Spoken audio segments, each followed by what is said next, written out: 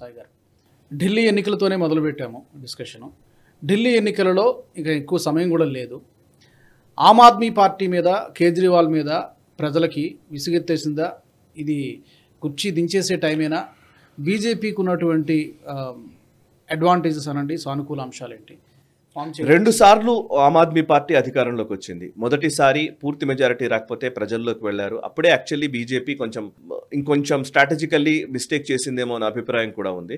So దాన్ని ఆ తర్వాత ఎలక్షన్స్కి వెళ్ళారు, మళ్ళీ పూర్తి మెజారిటీ తెచ్చుకున్నాడు Arvind Kejriwal. And second term మొన్నటిసారి ఎలక్షన్స్ 2020 ఎలక్షన్స్ జరిగినప్పుడు చాలా సీరియస్ ఫైట్గా ఉంటుంది అని అందరం అనుకున్నాం. అప్పుడు షహీన్బాగ్ జరిగింది. షహీన్బాగ్ అల్లర్లు అక్కడ చాలా పెద్ద ఎత్తున జరగడము, ఆ టైంలో పూర్తి పోలరైజేషన్ జరిగింది. నిజానికి హిందూ పోలరైజేషన్ జరగదు ఎప్పుడు కూడా, కొన్ని సందర్భాల్లోనే హిందూ పోలరైజేషన్ జరుగుతుంది, కానీ ముస్లిం పోలరైజేషన్ మాత్రం విపరీతంగా జరిగింది ఢిల్లీలో. ముఖ్యంగా పోయిన 2020 ఎలక్షన్స్ అప్పుడు షహీన్బాగ్ ఉంది కాబట్టి. సో ఆమ్ ఆద్మీ పార్టీ 62 సీట్లు గెలుచుకుంది. 70కి 62 సీట్లు గెలిచి 8 సీట్లు మాత్రమే బీజేపీ గెలుచుకుంది. క్లీన్ స్వీప్ చేశారు. అండ్ ఈవెన్ అరవింద్ కేజ్రీవాల్ కొంత స్ట్రాటజికల్లీ ఆయనకు అవగాహన ఉన్న వ్యక్తి కాబట్టి ఆ టైంలో ఏంటంటే హిందుత్వ అని వీళ్ళు మాట్లాడుతూ ఉంటే, నేను కూడా హిందువునే, నేను హనుమాన్ చాలీసా చదువుతానని చెప్పేసి హనుమాన్ చాలీసా చదివిన సందర్భాలు ఉన్నాయి ర్యాలీస్లో వాటి. సో దట్ అరవింద్ కేజ్రీవాల్ తనను తాను హిందువుగా కూడా ప్రొజెక్ట్ చేసుకుంటూ వచ్చాడు. సో అండ్ ఆమ్ ఆద్మీ పార్టీకి కాంగ్రెస్ ఎకో సిస్టము కలిసి పనిచేసింది, ఈవెన్ అందరి పోలరైజేషన్ జరిగింది. సో దట్ క్లీన్ స్వీప్ చేయగలిగాడు అరవింద్ కేజ్రీవాల్. బట్ ఈసారి కాంగ్రెస్ కూడా సీరియస్ ఫైట్ ఇస్తానంటోంది. ఆల్రెడీ కొంత లిస్ట్ కూడా ప్రకటించారు వాళ్ళు. సో కాంగ్రెస్ ఫ్యాక్టర్ ఇప్పుడు ఈ ముస్లిం పోలరైజేషన్లో చీలికగా మారితే, ముస్లిం ఓట్లు చీలితే ఆమ్ ఆద్మీ పార్టీ కొంత ఇబ్బందికరమైన వాతావరణం తీసుకురావచ్చు. కానీ నేనేమనుకుంటానంటే లాస్ట్ మూమెంట్ వరకు ఇది జరుగుతుంది, కానీ లాస్ట్ మూమెంట్లో డెఫినెట్లీ ఎడ్జ్ అరవింద్ కేజ్రీవాల్ వైపే ఉంటుందేమో అనేది ఒక అభిప్రాయం కూడా ఉంది. అండ్ ఎందుకంటే ఆయన పథకాలు సీరియస్గా కొన్ని పథకాలు ప్రకటిస్తూ ఉండడము, ఇన్ని మాట్లాడినా ఫ్రీబీస్ ఎఫెక్ట్ ఉంటుంది, గ్యారంటీల ఎఫెక్ట్ ఉంటుంది. అండ్ బీజేపీ ఫేస్ ఎవరు అనేది ఇంకా ఇప్పటికీ నిర్ధారణ కాలేదు.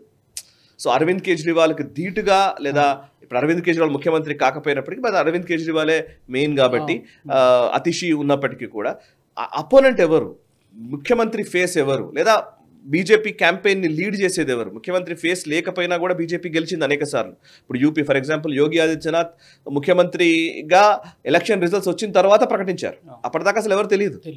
అట్లా చాలా ప్లేసుల్లో జరిగింది, ముఖ్యమంత్రి ఫేస్ లేకుండానే బీజేపీ గెలిచిన సందర్భాలు ఉన్నాయి.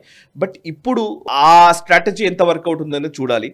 అండ్ ఇంకా టైం ఉంది, ఇంకొక 1-2 months ఉంది కాబట్టి 1-2 monthsలో జరిగే పరిణామాలు చాలా కీలకం కాబోతున్నాయి. అండ్ బీజేపీ ఎటువంటి స్ట్రాటజీ తీసుకుంటుంది, ఢిల్లీకి సంబంధించి ఎటువంటి ఒక, అంటే మనం ఆల్రెడీ ఇంతకు ముందున్న వాతావరణం ఇప్పుడు లేదు.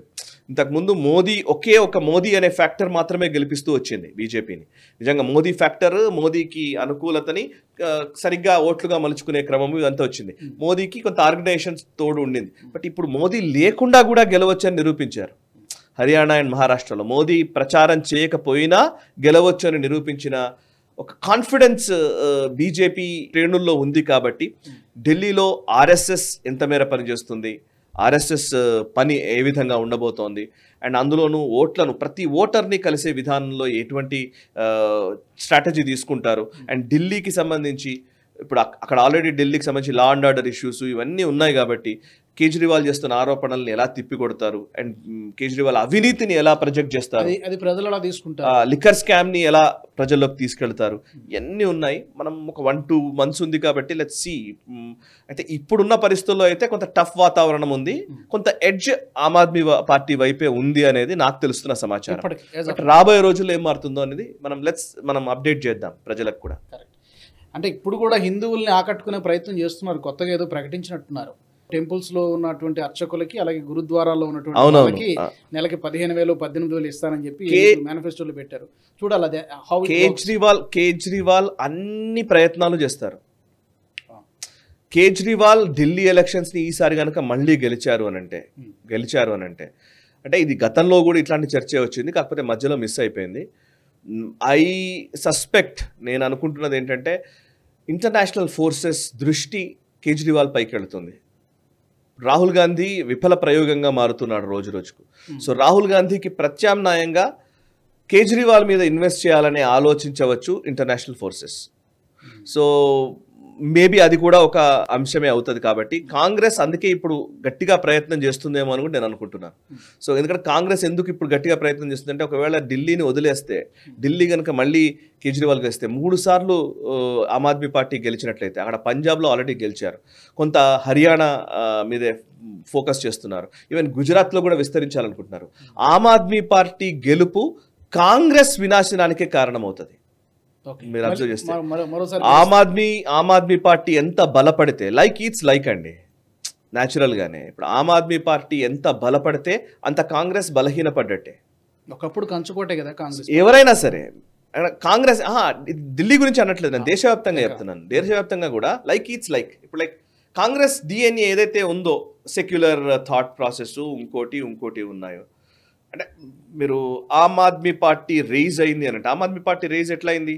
కాంగ్రెస్ గవర్నమెంట్ పోయిన తర్వాత ఆమ్ ఆద్మీ రేజ్ అయింది, అంతే కదా. షీలా దీక్షిత్ పోయింది, కాంగ్రెస్ 0 అయిపోయింది, BJP versus Aam Aadmi party అయింది. ఇప్పుడు మళ్ళీ ఆమ్ ఆద్మీ పార్టీ గెలిచింది. ఇప్పుడు పంజాబ్ ఏమైంది? పంజాబ్ కాంగ్రెస్ చేతుల్లో నుంచే, పంజాబ్లో బీజేపీకి ఏం లేదు నిజానికి, బట్ కాంగ్రెస్ చేతిలో నుంచే ఆమ్ ఆద్మీ పార్టీ లాక్కుంది అధికారాన్ని. ఈవెన్ గుజరాత్లో కూడా అదే ప్రయత్నం చేస్తూ వస్తున్నారు. హర్యానాలో మొన్న అదే ప్రయత్నం చేశారు, కానీ వర్కౌట్ కాలేదు, కాంగ్రెస్ ఇంకా వీక్ కాలేదు హర్యానాలో. అంటే ఆమ్ ఆద్మీ పార్టీ కనుక బలపడుతూ పోతుంది అని అంటే, అది ఇప్పుడు ఇంటర్నేషనల్ ఫోర్సెస్ ఏం చేస్తాయంటే, ఇన్వెస్ట్ ఎవరి మీద చేయాలి, రాబోయే 5 ఏళ్ళు ఎవరి మీద ఇన్వెస్ట్ చేయాలనే క్వశ్చన్ వస్తుంది. ఆ ఇన్వెస్ట్ చేసే క్రమంలో ఇప్పుడు రేపు పొద్దున కేజ్రీవాలే మాకు మెయిన్ అనుకున్నారు అనుకోండి, ఇండీ బ్లాక్ కేజ్రీవాలే లీడ్ చేస్తారని చెప్పి అందరినీ ఒప్పించి ఒక అమికబుల్గా తీసుకొచ్చారనుకోండి, సో కేజ్రీవాల్ మోదీకి అపోనెంట్ అవుతాడు. సో అట్లాంటి వాతావరణంలోకి వెళ్ళే ప్రమాదం ఉంది కాబట్టి రాహుల్ గాంధీని ప్రేమించే శ్రేణులు ఎవరు కూడా ఆమ్ ఆద్మీ పార్టీ గెలవాలని కోరుకోరు. బీజేపీ కోరుకోవడం కాదు, అసలు కాంగ్రెస్ కోరుకోదు అనేది నా అభిప్రాయం. చూద్దాం రాబోయే 2 నెలల్లో ఎలాంటి పరిణామాలు ఉంటాయి, బీజేపీ ఎలా ముందుకెళ్తుంది, ఆమ్ ఆద్మీ పార్టీ ఇంకా ఎలాంటి వ్యూహాలతో ముందుకెళ్తుంది, కాంగ్రెస్ పార్టీ ఏమైనా పుంజుకుంటుందా, ఇవన్నీ కూడా ప్రస్తుతానికైతే